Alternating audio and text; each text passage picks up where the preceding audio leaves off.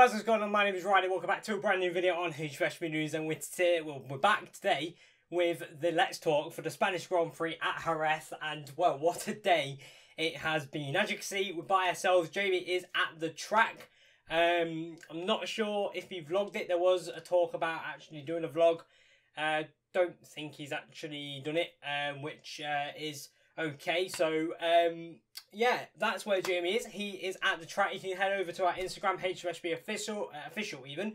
There's a couple of notifications and stuff floating about throughout the video, popping in the screen. So if you do forget it, if you want to stay and watch the whole video, then it'll be there. It's also down somewhere on the screen, and it's also in the description as well if you want to head over there and watch the story of a few different bits and bobs throughout the race. But we're going to start with Moto3. We're going to get straight into it. And, well, once again, it was one man on the lips of everybody, and that was Hijomeatman, because he has been very, very quick throughout the weekend. Only really was Philipp Ertl able to match the pace going into the race. But throughout the race, which we'll get onto in a minute, Martin looked like he had the upper hand. He was just kind of playing it cool, letting everybody fight it out, and then go in for the kill, kind of, you know, in the last couple of laps and pull the pin. But we'll go on to that in a little while. So, the grid for Moto3, it had all changed because there was a few riders with grid penalties. That was Andrea Mino, who got a 12th place grid penalty, and a few others as well. Alcoba, who was starting 26th, he's a wild card, as I throw my pen at the desk. He also got a 12th grid penalty, and there was also another rider as well, who I can't quite remember off the top of my head. He also got a penalty as well, so he was they were all starting 12 places back, so that promoted Lopez up to the second row of the grid. So the top 10 on the grid was Martin, Ertl, Di Giannantonio. Antonelli started in 4th, with Bezzecchi in 5th and Lopez in 6th. That would have been Andrea Mino in 6th. Bastianini is 7th, Dalla Porta in 9th place, and Suzuki Dalla Porta were in 8th place, Suzuki in 9th, and Toba in 10th. So, with that done and dusted, basically, John McPhee was promoted up to 16th place. The race got underway, and unfortunately for the Scot, he was involved in the first lap crash at turn number 2. Went on the inside, tried to brake as late as you can to, you know, make sure you don't lose any positions, because that's what happened in Austin. He got really beaten up on the first couple of laps and really just kind of got wrecked. So we tried to do the opposite of that, tried to make positions, locked the front, had a big wobble, had to release the brake, put it back in, and obviously you're coming into a hairpin pretty quick. If you release the brake, then you're stopping yourself slowing down. Everyone else is slowing down around you, and he just T-boned Dalla Porta, who then T-boned Dennis Foggia, and they were all down on the floor and out of the race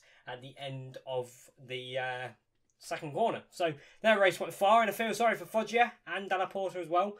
Obviously, Dalla Porta this year has shown what he can do. He's on that Leopard bike. Foggia on the Sky bike, been here before in the CEV, so I reckon he would have definitely had a good chance of fighting for, you know, a good position, because after that, Arenas retired on the Angel Nieto Team Moto3 bike. So yeah, bad stuff for him. And then it was just a classic Moto3 battle, really. So obviously the riders in that battle, as you expected, was Canet. He was a bit further down. Martin was up the front. Arbolino was in there leading the race. Bastianini was in there, getting in all sorts of shapes and sizes, really. He was hanging off the bike. He was up on his pegs. He was really all over that bike as he was trying to keep that thing in a straight line. And then we also had a few interesting battles, because we had some interesting names in there. We had Lopez in there. Obviously the rookie this year, the Spaniard on the Estrella Galicia, really showing what he can do. Ertl was in there. Ramirez was in there. Messiah was in there. Toba was in there as well, getting involved. So it was really good to see a few different names getting in the mix. But after that little Arenas retirement or crash that he had, it was just that classic Moto3 battle with people taking the lead, people dive bombing, some great action into the final corner, which Jamie was sat at, so he saw some pretty good battles. You don't know where to look. On the helicam, they were showing the final corner, and there was overtakes. Pretty much everybody was overtaking everybody. You didn't know where to look. So really good stuff in Moto3, once again providing some great battles. Unfortunately, though, for Lopez, it went a little bit wrong. He was going up the inside. I believe it was Ertl he was going up the inside. It was either Ertl or Bezzecchi, and he tagged the back of them and ran off into the gravel, demoting himself all the way from P3, it would have been if he made the move stick, to P16. But luckily for the Spaniard, it didn't actually stop there because he really pushed on. He fought his way back up and he was inside that top 10 pretty quickly, and he was there watching this battle go on. And then things took a turn for the worse because Aaron Canet was going to try and make a very optimistic move, let's just say that, and he went down the inside into Drysack, got it all completely wrong, hit Martin, who hit Bastianini, who hit Tony Arbolino, and they all down at Drysack, and that was their race over. So big names in the championship, Martin and Canet, Bastianini as well, and also Arbolino because he was quickest there in a test a few months ago. Start of the season's not gone quite to plan for him, but he was looking like he was back where he should be, and he got it wrong. And unfortunately for them, they're out. Lost big points on the Moto3 Championship. So yeah, that's bad news. Martin was holding his hand as he walked out the gravel. Hopefully everything's all right with him. We'll keep you up to date on our Twitter, Facebook and Instagram. Like I said, links are in the description and on the screen, so if you want to just check out that to keep you up to date with how the Spaniard is after that crash. And then basically it was all a fight for the lead. It was Ertl and Bezzecchi training positions a few times before then Ertl really settled down into the lead. And Bezzecchi unfortunately made a little mistake on the second to last lap and just wasn't able to get alongside Ertl to make the pass. Ertl defended brilliantly into the final corner, held on by 59 thousandths of a second to win the race in Jerez, his first ever Moto3 win, and that was a pretty good ride from the German on that sentimental Skiddle GP KTM ahead of Bezzecchi, who is his third podium in a row. He's winning Argentina, a third place in Austin, and then a second position in Jerez as well. And then Alonso Lopez come across the line in third place, and what a ride it was. Like I said, at the front in the gravel, and then back to third. But it went a little bit sour for him because he did get penalised for extending the track too much, and he had to drop to fourth place, which meant actually Marcos Ramirez, another Spaniard, bags himself his first podium of the year. I think it must be his first top 10 of the year, and I don't know. It was really good to see Ramirez back because we saw last year fighting for podiums, fighting for wins. This year, he's just been absolutely nowhere, riding around the back, really. I think he's got a few points to his name going into this, but this 16 points that he's bagged today will hopefully really properly, set him in the right direction and really give him that confidence that he needs. Like I said, Lopez, unfortunately, in fourth place for him, ahead of the third Spaniard in a row, and that is Messiah on that second Besta, even, capital Dubai. KTM, and another good result for him. He was having a few good races recently. Obviously, Argentina, we all know what happened there. He unfortunately crashed out of the race. And then the first 58 Squadra Corsa bike, and it's quite weird because Suzuki was sixth. His teammate Antonelli was kind of running at the front, and then I don't know, just went down the order. But we'll move on to him when we get there. So Suzuki, again, really good to have another fast Japanese rider at the front. Sixth position for him. Obviously, it would have been a bit lower with the crash of Bastianini, Arbolino, Martin and Canet, but unfortunately, for people, things go wrong and you have to take these opportunities. So that's what Suzuki did there, and P6 for him.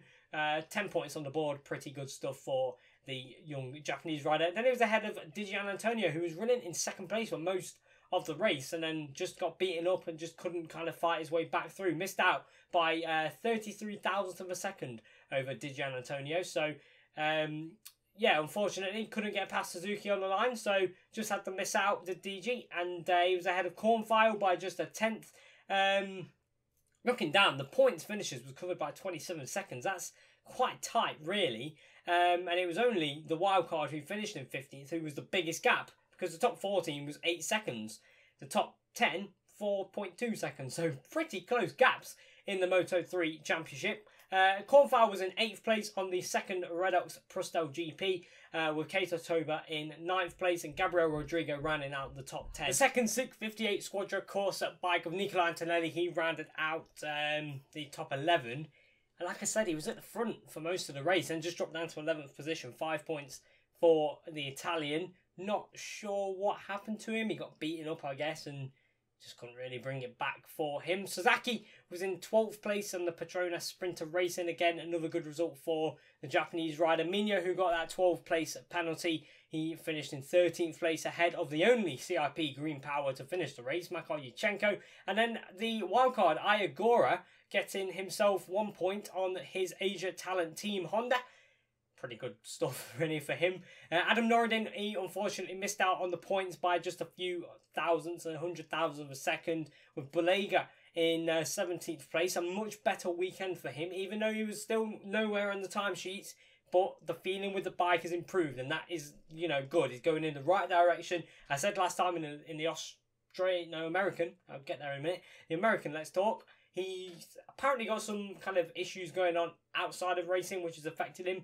But he seems to be going in the right direction, and hopefully for Balega, this could be the start of the upwards climb to get back to the top of the tower. Livio Loy in 18th place. Not sure what happened to him. He was riding around. He was 8 tenths off, you know, the guy who was in front of him in warm-up, and that was Mazaki at one point. So he was riding around 27 seconds behind the leader after what was a very impressive ride through the field in Austin last time out in America.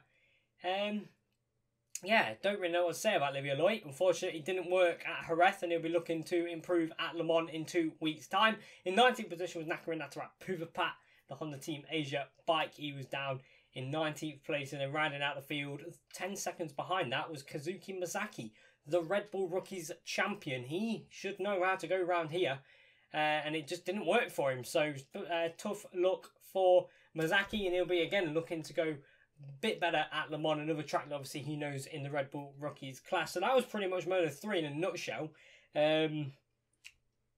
Typical Moto3 race, really, with the crash as well of Canet taking out Martin Arbolino and Bastianini out the lead of the race. And then obviously the crash as well at the start with McPhee, Foggia and Dalla Porta, and also Jeremy Alcoba as well didn't make the end of the first lap. So yeah, that was Moto3.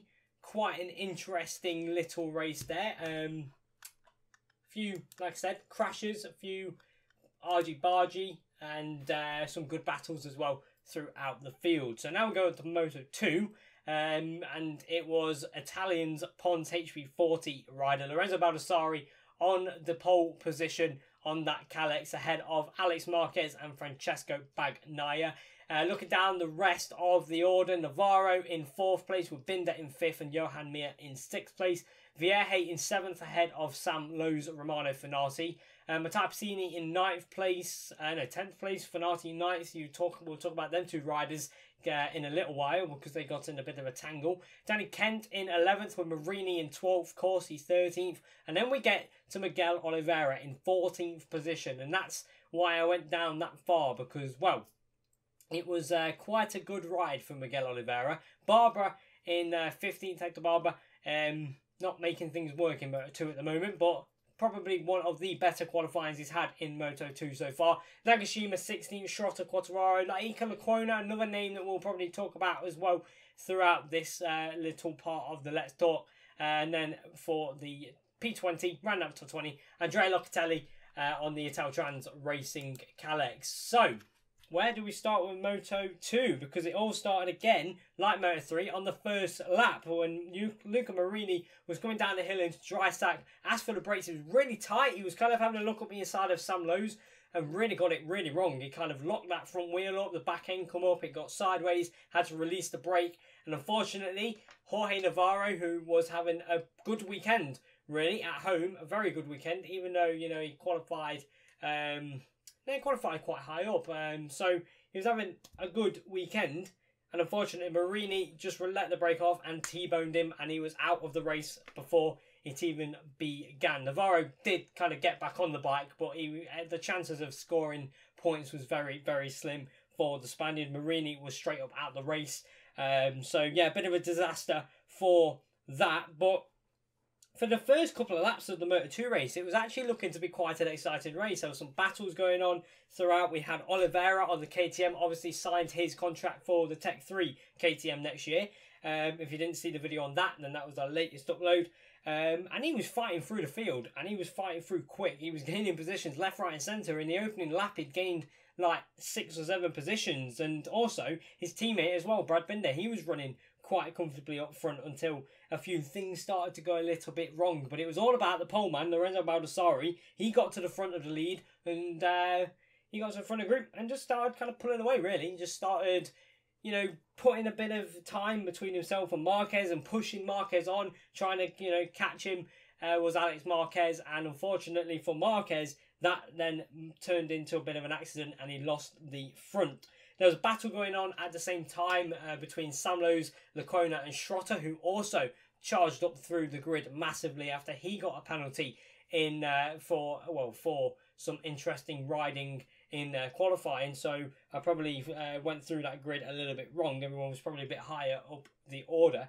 But yeah, it was quite an interesting race mid-pack. As for the lead and the podium, it was a bit stale after Marquez's crash because the gaps just kind of stayed the same. The only thing that changed was Vierge was really catching Bagnaia, who was also being really caught by Piscini, who was catching them too. So it was quite stale, really, in terms of Moto2. Johan Mir was up in the top 6, top 7, then he went backwards a little bit outside the top 10. So yeah, quite a boring race, but at the same time interesting because Oliveira, he was losing ground a little bit at the end. Binder was losing ground as well at the end. So everyone was kind of saying that KTMs are good on their tyres at the end of the race, and maybe not. I don't know. But yeah, they definitely suffered at the end of that race a little bit. Lap times really dropped off. I was looking on the TV, they had the lap times. The commentators were saying that they're just, you know, the bike's starting to move about when the track temperature was getting really, really hot. And the tyres obviously getting worn out. They were just moving around. They were struggling a little bit. So obviously Oliveira held on and Binder held on to their position as well. But they were losing time a little bit. And, you know, with 10 laps to go, everyone was thinking, oh, well, will Bagnaia catch Oliveira? And with Vierge's pace as well, will he be able to get past him as well and knock him off that podium slot? But luckily they never. Obviously then Danny Kent, Caradine, Manzi had a crash. Fanati had a crash. I said we are going to talk about Fanati with Piscini because there was a great battle going on at turn 9 and 10. And unfortunately for Fanati, he got sat up onto the curb, crashed, and unfortunately his race was over. A pretty fast crash for him. He was just about to go into the second right and had a big blue Italtrans number 54 bike on his inside. And unfortunately Fanati's race was over. And then also Eric Granado also crashed out of the race as well. And then that was pretty much it really for Moto2. There was again a little bit of a battle with Quartararo, Mir and Corsi, some side-by-side action, a bit of switchbacking after the dry sack part of the lap, and they were just having a bit of a battle, but it all kind of fizzed out to nothing really. So yeah, Moto2, quite a boring race as you know, it normally is. It was all getting quite exciting at the start, but unfortunately, like I said, once Marquez crashed, it kind of fizzled out a little bit. So the results of that race was Lorenzo Baldassarri on top, 25 points go to him. Miguel Oliveira in second place, 20 points for him, with Bagnaia in third, 16 points for him. Then it's Xavi Vierge in fourth position, 13 points for him, with Piscini in fifth, 11 points. Brad Binder hanging on to 6th place with 10 points ahead of Schrotter. Great ride for him. He got 7th, 9 points. Sam Lowes, 8 points for him in 8th position with Iker Lecuona, his teammate just behind him there. 7 points for him. And then Quartararo rounding out the top 10. And then the rest of the point scorers was Johan Mir, Corsi, Nagashima, Barbara and Locatelli getting yet another point on his Italtrans racing bike. The guys who just missed out on the points, Bo Ben-Snyder, again another good fight through the field for him, as well as Navarro, who obviously, like I said, got caught up in that first lap crash. He was 17th ahead of Paui, Vinales, Lucas Tulovic, who was replacing Domi Agata, who had a bit of a crash in training, and then Federico Fellini on that Tasca bike, he was 21st. Javi Cardalus on the Team Stylo bike. It's like a half Petronas, half Avintia looking bike. It's quite interesting.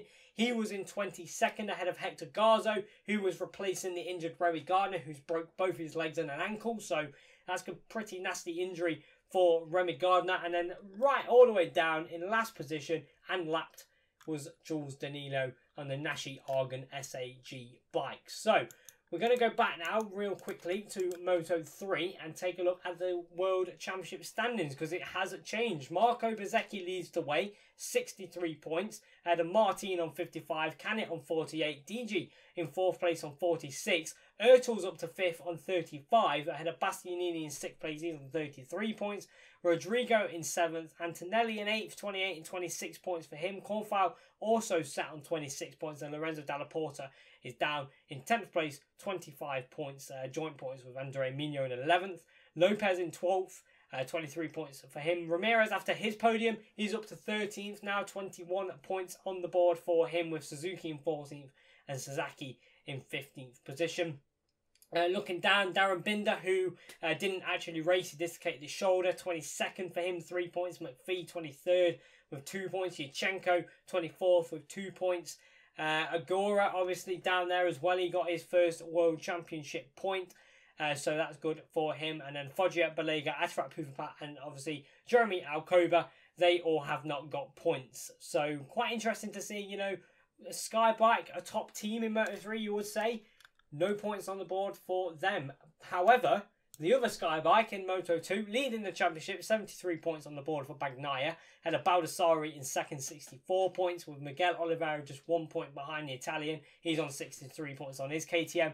Piscini in 4th place, 58 points for him, with Marquez down in 5th position at the end of the 4th round in 47 points, with Vieje on 41. Johan Mir in 7th place, 32 points. Binder in 8th, 30 points.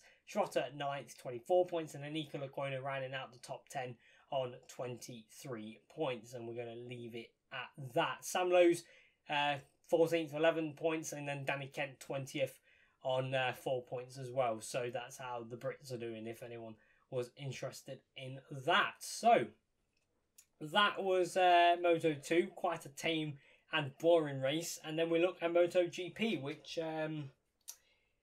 yeah, it was quite an entertaining race, because all weekend it was a little bit up and down. We had the Yamahas doing well when the track was cool, and then we had obviously the Yamahas doing bad when the track was warm, and it was really up and down. Maverick Vinales didn't make it into Q2, neither did Andrea Dovizioso, who was top of Q1.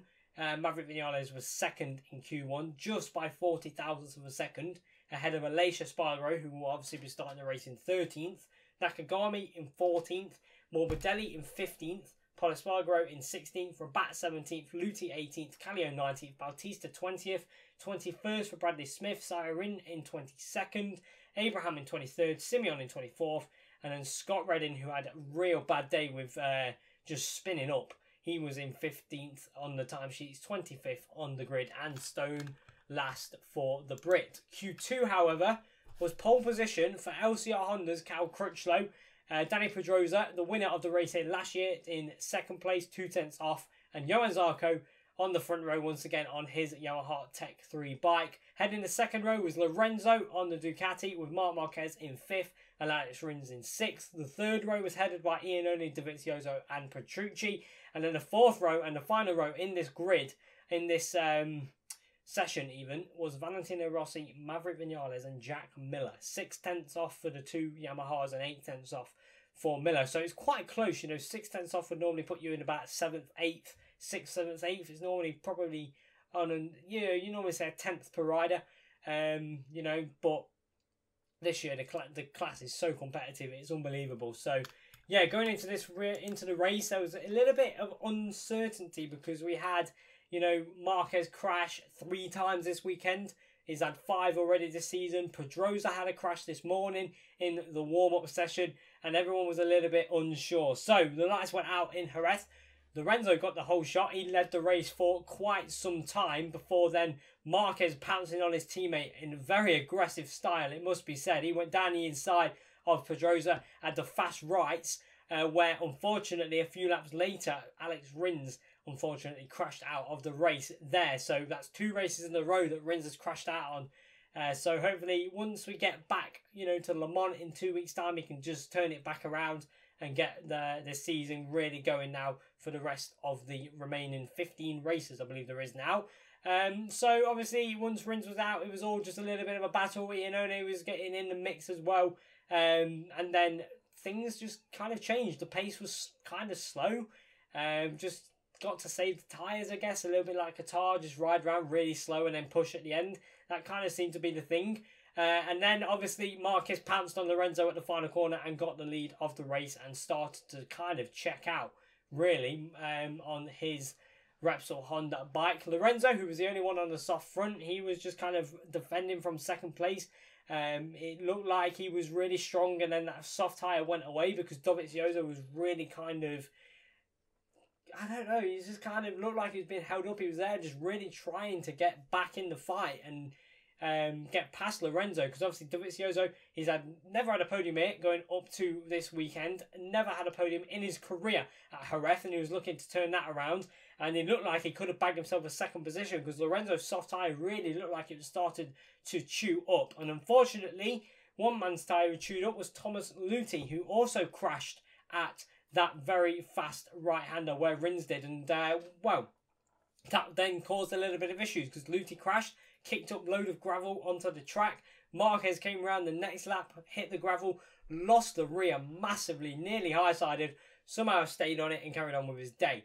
And then things went more wrong for Honda because they had another one down and out of the race, and that was Cal Crutchlow, the poleman, at turn 1 with 9 laps remaining, that says on the board. So that was unfortunately Cal's end of the race. I think it was more like 9 laps in, but yeah, disaster for Cal Crutchlow. 9 laps there on the not classified board, and yeah, it has to be said, does he deserve, you know, the Repsol Honda ride that everyone's rumouring him about and he thinks he deserves? Because I don't know, he just looked like he was pushing too soon really and just crashed out. So unfortunately for Cal, it was a turn 1 crash. He joined the club though.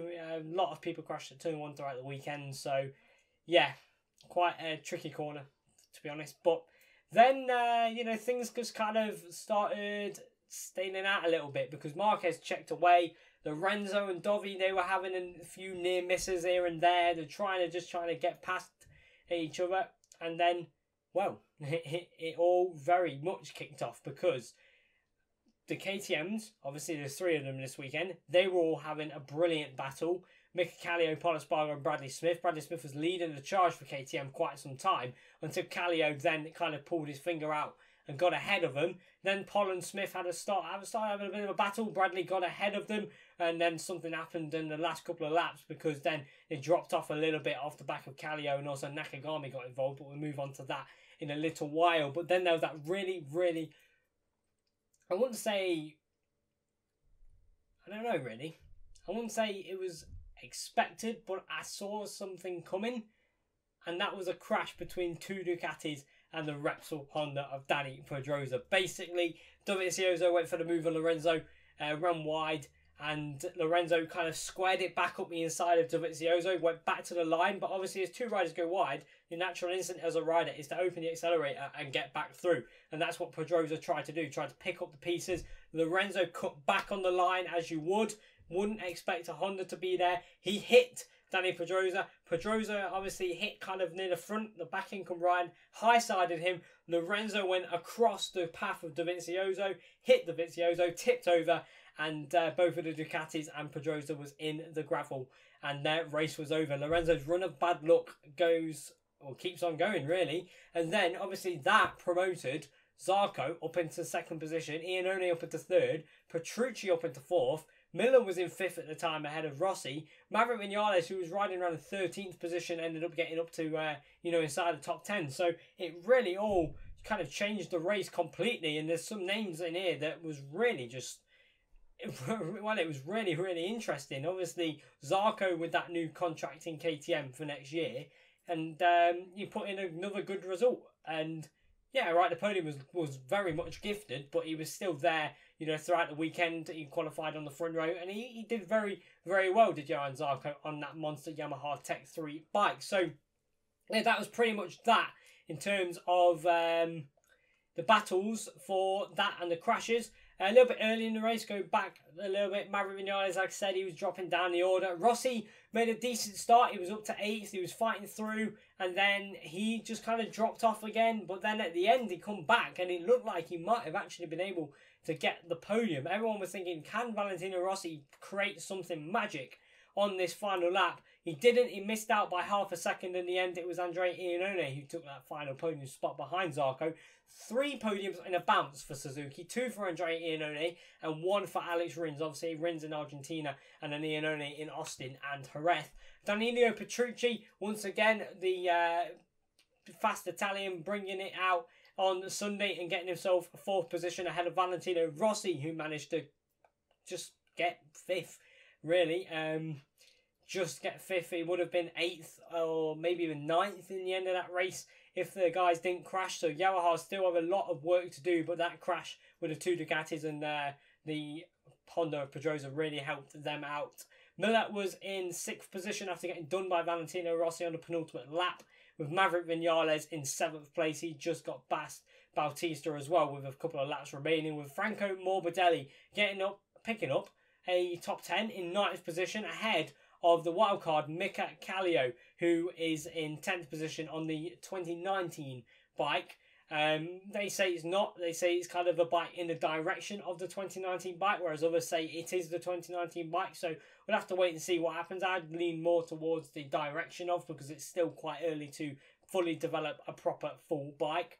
Paulo Espargaro, who obviously, as we know, is signed for KTM next year, he is in 11th position with Nakagami. The other rookie, second rookie in this race, he was in 12th place, 4 points for him, with Bradley Smith giving the other 2 KTMs a run for their money. But obviously, like I said, something went wrong in the last couple of laps, because he was in the middle of the 3 KTMs. He was the second KTM on the start of the last lap. But unfortunately, obviously, I don't know whether Pole or maybe Pole passed him. Bradley tried to, get him back, went wide, and Nakagami picked up the pieces of that. But yeah, not sure what happened there. Tito Rabat managed to get himself up into 14th place, 2 points on the board for him. And Scott Redding, the only Aprilia to finish the race, because Aleix Espargaro pulled off on the first lap down the straight at dry sack, and his race was over before it even began. He was able to pick up the sole remaining point, with Sairin, who, as we know, is badly beaten up, is on that kind of 2017 Yamaha, which we know already anyway, really suffers in the hot temperature. So he was down in 16th place, with Simeon in 17th place, and Carol Abraham, who crashed on the first corner, he finished a lap down in 18th position. So yeah, that's pretty much what happened in MotoGP in a nutshell. I just kind of really quickly ran through it just to get this up as quick as we can. Obviously, big drama throughout the classes, with Alex Marquez crashing in Moto2, and then obviously the big incident in Moto3 between Canet knocking off Martin, Bastianini and Arbolino, and then obviously this crash in MotoGP with Pedrosa and the 2 Ducatis. It was all looking good for Lorenzo. Looked like he was back. He's got obviously new upgrades this weekend. Dovizioso apparently chose not to have them, and it all was looking nice and kind of there for Lorenzo this weekend, but unfortunately it wasn't. Now then, the championship standings. This is where things get interesting, because Marc Marquez now has a 12-point lead over Johan Zarco, who is in second position on 58 points. Maverick Vinales in third, 50 points for him. Iannone, he's on 47 points with 46 points for Dovizioso. Valentino Rossi's up to 6th place. He's on 40 points in that Yamaha camp, ahead of Crutchlow, who was 2 rounds ago leading the championship on 38 points, and is now 7th on 38 points. So yeah, a bit of a disaster last 2 races for Crutchlow. He's ahead of Miller. He's on 36 points, with Petrucci in 9th, 34 points, just 2 points behind his teammate. Rabat in 10th, Paul Pedrosa down in 11th place, 18 points for him. Hopefully he's not injured after that high side. It's a big high side. Alex Rins in 12th position, 16 points on the board for him, with Morbidelli and Paulo Espargaro 13th and 14th, 13 points on the board for them. And then we look down, Sairin in 16th place, Nakagami in 17th place. Obviously Sairin never, not the top rookie anymore. Morbidelli takes that one off him. Aleix Espargaro in 18th, 6 points after his retirement today. Mika Kallio in 19th place. He's also on 6 points. Jorge Lorenzo down in 20th position in 6 points as well. It was looking like he was, going to get back up into the high teens, but now it was tough to climb. He's how much point is 54? That's 64 points behind Marc Marquez. And I mean, anything can happen in MotoGP, but it's going to take a miracle for Lorenzo if he wants to really challenge for this title this year. So he's gonna keep trying, but I mean, I can't see it happening. But you know, Lorenzo's a 5-time world champion. He's not one of those for nothing, and he's on factory Ducati. That, as we've seen, he was. That bike was fighting for the championship last year. It was leading the championship going into this race. So that was all a little bit interesting for Lorenzo. And will he be able to get his way back up the order? I think he will be able to, but maybe not for the championship. Scott Redding, he was in 23rd. Well, he is in 21st in the championship. 5 points for him ahead of Bradley Smith, who's on 3 points. I think that's his first point scoring finish of the season. Abraham, 1 point for him. And then the final two guys who've not yet scored a point. Luthi in 24th and Simeon in 25th position. So that's going to be it for today. That's it for the Let's Talk. A very short one, you know. It's just myself, so we're going to just get onto it. We're not going to have the discussions about each rider. The arguing that me and Jamie sometimes have really just kind of drags the video out to an hour and a half. So yeah, that's going to be it for today. If you guys enjoyed the video, hit the like and hit subscribe. Let me know in the comments your thoughts on the race weekend and what you're looking forward to when we go to France in a few weeks' time. Obviously, last year, the battle between the Yamahas was on. It was a Yamaha podium. It would have kind of been. But then Valentino Rossi obviously crashing. It was Maverick Vinales who got the win. I believe it was Danny Pedrosa who ended up getting promoted into second position. I'm going to get clarification on that. It was Zarco in second, Pedrosa in third. So it would have been an all Yamaha podium, and it was a pretty special weekend for Yamaha as well because they got a certain amount of wins.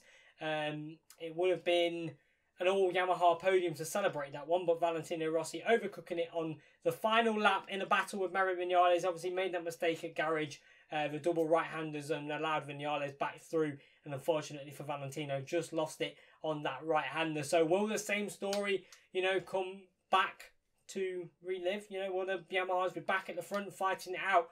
Will Danny Pedrosa and Dovizioso be able to, and obviously Lorenzo as well, be able to recover from this little error that they had this weekend, this crash? Lorenzo 6th there last year, Dovi 4th. I reckon we've got a good race on in a few weeks' time in Le Mans, so make sure you check out that one because it's going to be a very tough fight. So that's it for today. Like I said, if you enjoyed the video, hit the like and hit subscribe. And I'll see you guys next time. Thank you for watching, and goodbye.